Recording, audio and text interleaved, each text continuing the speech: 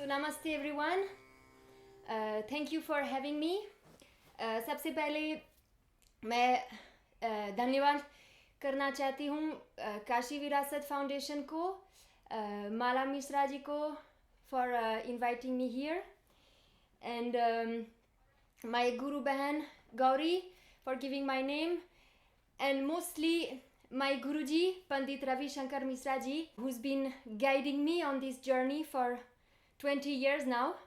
So thank you very much. I've been invited to share about my journey, my experience with Shastriya Sangeet, Indian classical music. This is very nice initiative from this foundation to invite non-resident Indians and artists from abroad to share about their experience. Thank you very much. So as you see, I'll not be performing today.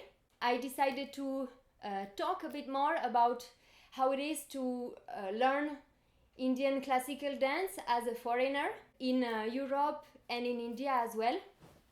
So I've started kathak in my childhood with my mother, and I have to take the occasion to thank also the Atelier d'ethnomusicologie in Geneva, and particularly Astrid Stirlin, who's the person who's enabled me to discover this beautiful art.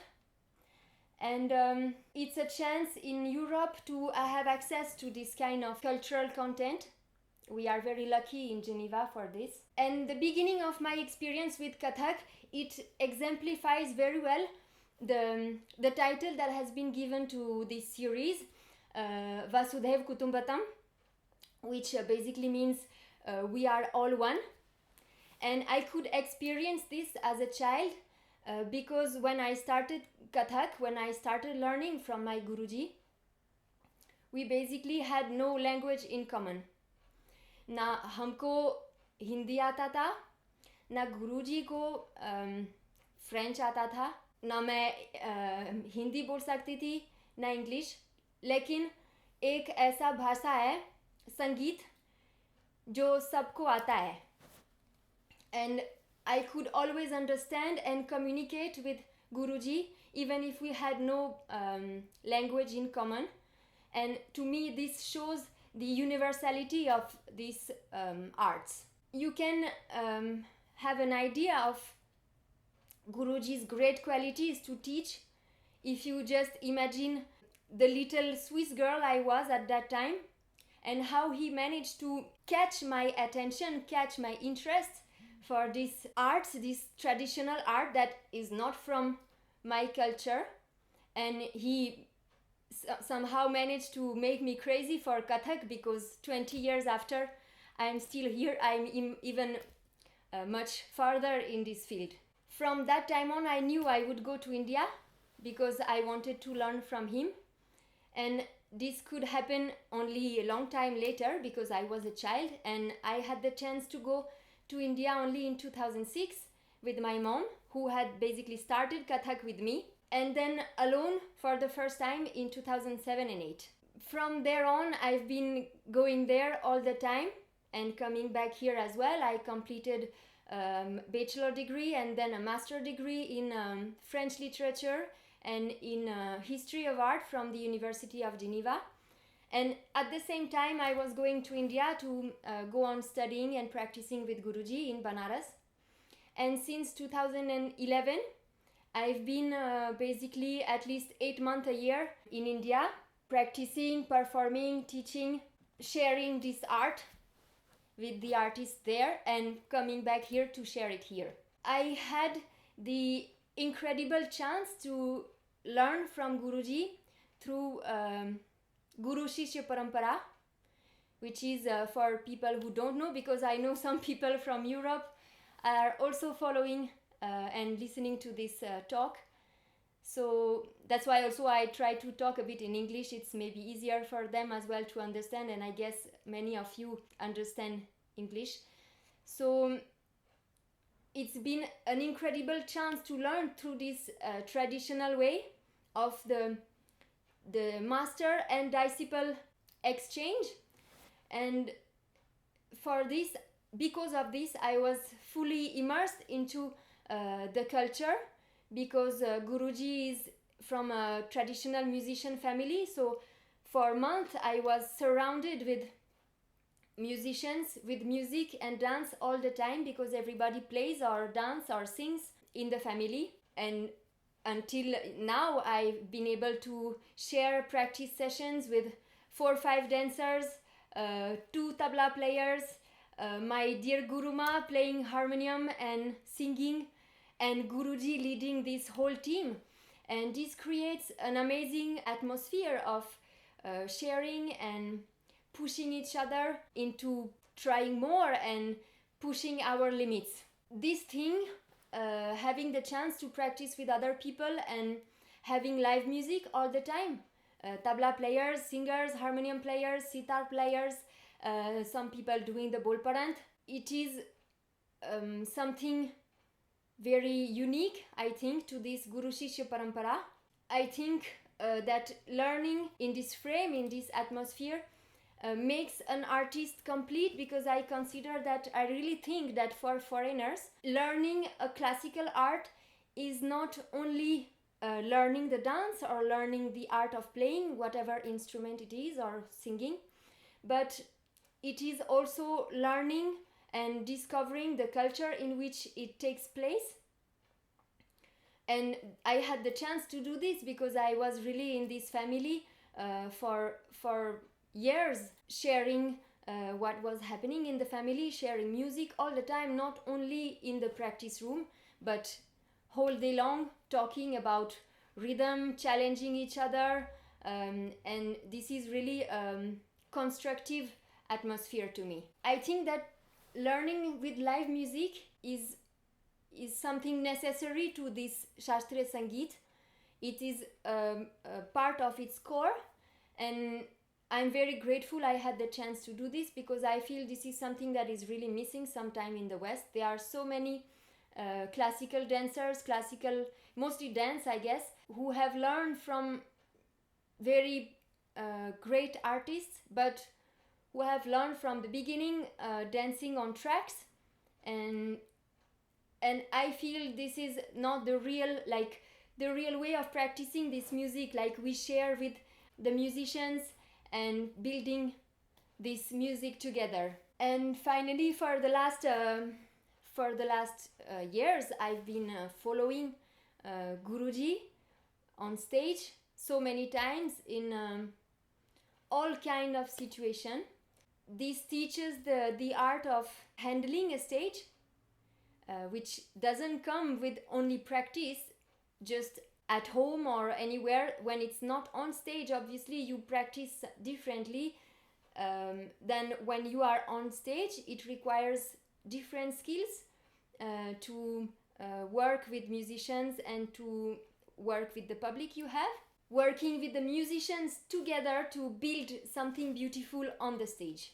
With live music, I feel, and probably people will agree with me, the dancers who've been working with live music, I think it requires a lot more effort and time to not even master it, but to be comfortable with this thing, because when you are not alone on stage and with the track, anything can happen anytime, and this gives a freedom that doesn't exist with tracks, a freedom on stage. And this freedom you get by working with live music is something that you end up craving for, needing on stage. It's true that in Europe we sometimes don't have really the chance to find musicians that are able to accompany us or just even available for this.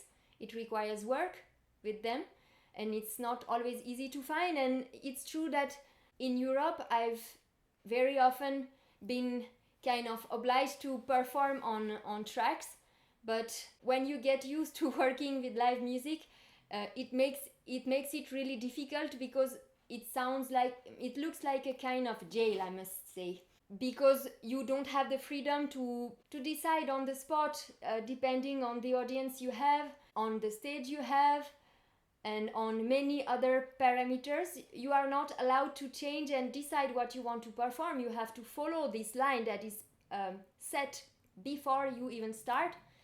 And for this very reason, this is a message that I also want to say today. For this reason, I have decided long time ago that in India, I would not do this. I would not perform on track. And this is a position that I took because I don't want to encourage the organizers to invite artists to perform on tracks when they would prefer performing with live music.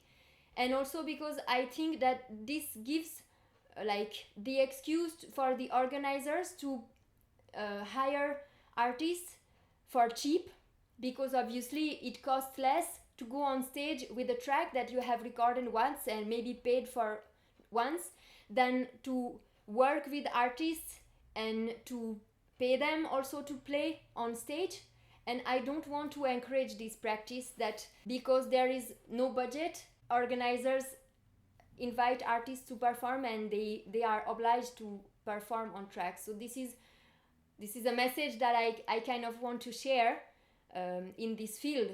If you agree with me, this is really a position, this is really a pledge that you take, or a decision that you have to make consciously, that choosing to perform on tracks is not just a decision like this, because it influences the market a lot in the artistic field. And by refusing working with tracks, you actually vote for organizers to get the means, get the possibility and the capacity to organize things with live music. So this is one of the messages I wanted to share today. There are a few more, you'll see, but I really take this chance to position myself in this field, because the foundation has given me a chance to speak up for this. So I hope people will agree with me and be ready to take this kind of political stance in the field of art. Following a bit with my journey in classical music, in 2015 I launched my NGO in Switzerland, which organizes events, concerts, lectures and classes. This was a way to make an official support to the work I've been doing for more than 10 years in Switzerland and in Europe, to promote and share the Indian classical arts. So this NGO, which is called Nateshwar, is working toward this goal by organizing events and making this content accessible to the Swiss public. Performing in Europe, I think in Europe, in the West in general, probably the other artists who will share about their journey in this series will agree with me, is very different from performing in India. In Europe, few people know about Sangeet, Indian classical music, and Indian culture, or maybe they have a very vague idea of it. And for this, I had to develop some skills to be able to share this thing, in this art in Europe, and bring people along with me when I perform, by giving extensive explanation for them to understand how the music works a bit, the system with the sum that is so important, and try to get them to hear these kind of things. Also by explaining the stories that I dance, that I perform, so that they can understand the songs and what is happening on stage, as we are not talking while dancing, but mostly acting. So this requires to build some skills and some techniques to share the art with people in the West. In India, I also had to learn how to express myself the Indian way. And because my Guruji has been challenging me every time on stage to be always able to adapt to the moment, observe the audience and their response, and adapt what we share with them all the time, always deciding on stage what we will perform next. And it's true, Guruji sometimes has pushed me to do things and go out of my comfort zone. And thanks to him, now I feel kind of confident to go on pretty any kind of stage, and I know I will adapt in some way and enjoy as well. So this is really the amazing freedom of this music, I feel. If you compare it to the music and dance in the West, where a lot of music is written and dance is choreographed before the performances, and I feel this is really the richness of this art, and a thing that requires a lot of practice to be comfortable with. Recently, I got married to an Indian man who is also from a musician family. They also have an NGO which is called Sri Ramchandran Sangeet Foundation, which is also working to promote the Indian classical arts and music and dance in general. So it's very good to see that we work toward the same goal, and this new life, because I moved, I live in a new place, and this new life has opened a whole new world of creativity to me in this last month, with a lot of practice, new work, new place, and practicing with my new family. And this is even after 20 years, just like a new chance to extend my vision on Shastriya Sangeet and share more and learn more all the time, because this is what I aim for, is keep learning whole life, because I really think that the more you go into classical music in India, the more you see the vastness of this thing. So I really hope to keep learning like this, and this new step in my life is a great occasion for this.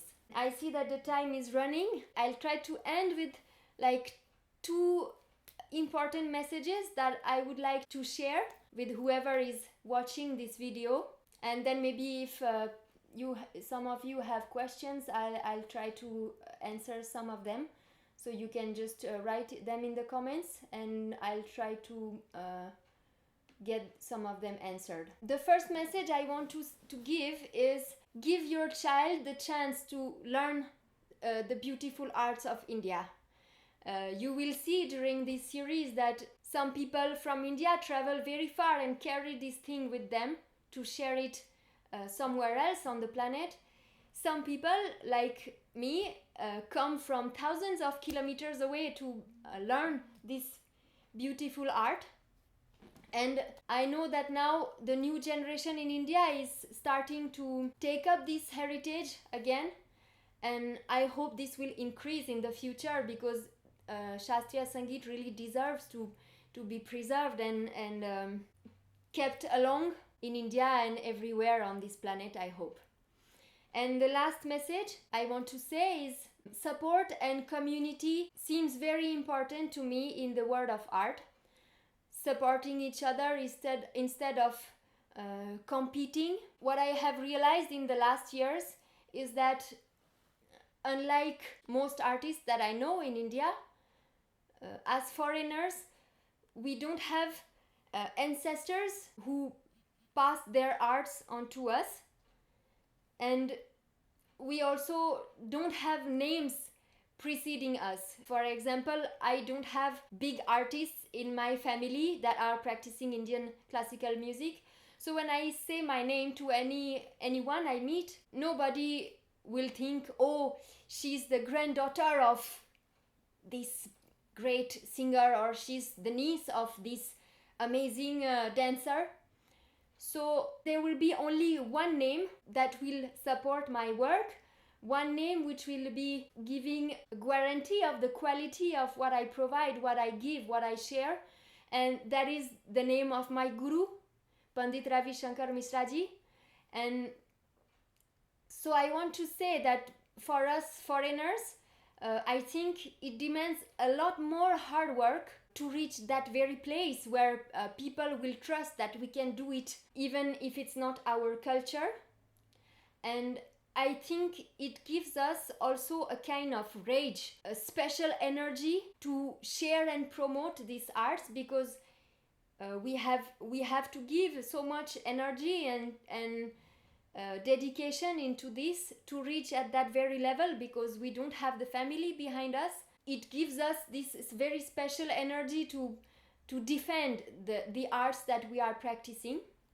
So for this, I am forever thankful to my Guruji to have shared so much and keep sharing so much of his knowledge with me for so many years and so generously. I was very lucky to find a guru like this.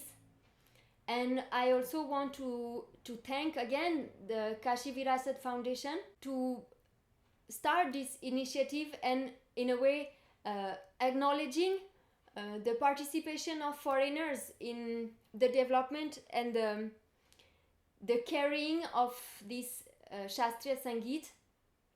And I hope it will be followed by many more. And I think that all the artists that are in this series have this kind of special energy and rage to share this art, either because they live far from their home country, India, and they want to share its rich heritage, or because, like me, people came from so far to learn it, and it demanded a special effort to get into this culture and into this art and reach to a certain level.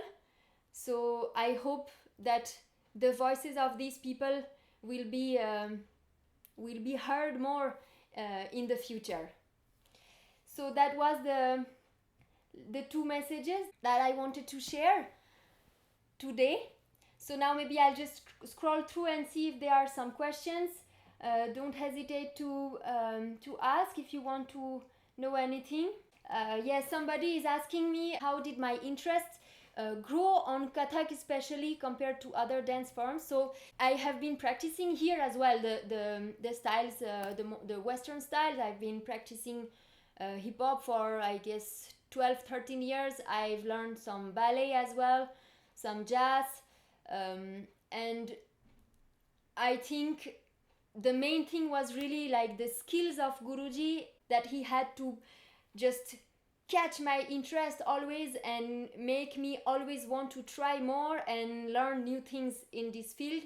And as well the livelihood of the life I found in India, that makes my life so much so colorful every day. And this culture really has caught me and kept me there until now. I hope I answered your question. Hi Mafalda, nice to see you. How was your experience when you went to India for the first time, and how this feeling has changed in the time? When I went to India for the first time, it was like I was so grateful to be able to see finally this kathak in its environment, not just taken out and brought to Switzerland. It was very intense, and I guess even more intense when I went alone the next time for 6 months. This feeling of livelihood, of always something is happening and so colorful, the smells, the senses are so much working all the time, and I really love this up to now.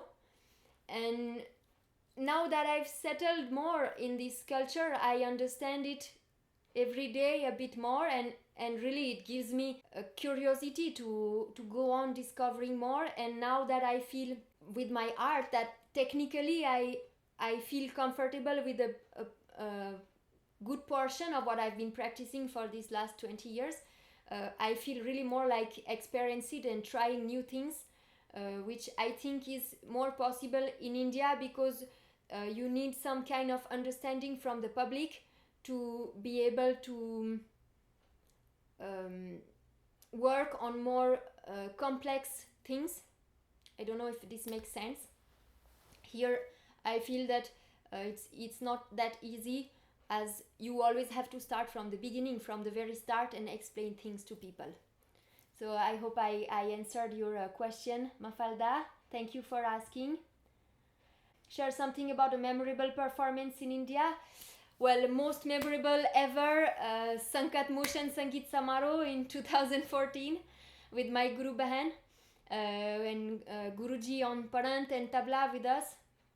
It was a crazy evening. I think it's one of the performances I'll never forget in my life, where we performed Kali Tal, is a tal created by my Guruji on 6 beats and half, with a packed audience and such a great response, and this gives so much energy to go on practicing and improve all the time.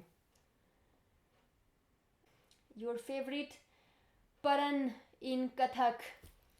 Well, maybe I'll finish with this. It's a nice way to end. Well, my favorite composition, I would say, is because the ball is so exciting and I love dancing it. It's a very nice one. I've learned it a few years ago from Guruji, and we call it Udan Kitoda, or the flying composition, and it's always for me an occasion to enjoy a big stage, because you can jump and you can run, and it's a very dynamic composition. So maybe I'll finish with this. It's a nice option by speaking this bowl. And thank you, Guruji, again for teaching this. It's really one of my favorite, and practicing and performing this a lot. So it goes like this. Na din din na din din na din din ta din din kar dum gin taran kat te gad gin taran da te dha da te re ta te re ka te da te ga gin na te gin taran da di ka ta da ta gir dum ta gir dum da te dha. So on this last little piece, a bit of music in the end, it's nice. I hope you enjoyed this talk, and you can, if you have any more questions, you can easily find me on Facebook by searching my page, MEERA, and ask me your question, whatever you have to ask more, if you have some more. I thank again Kashi Virasat Foundation for inviting me and giving me a chance to share some important messages that I have, some ideas that are dear to me, and things that I want to really promote with my art, with Kathak. So I wish all the best for the continuation of this series to everyone who will be speaking later. I hope you enjoy, and well, Jai Ganesh, thank you very much, and Har Har Mahadev.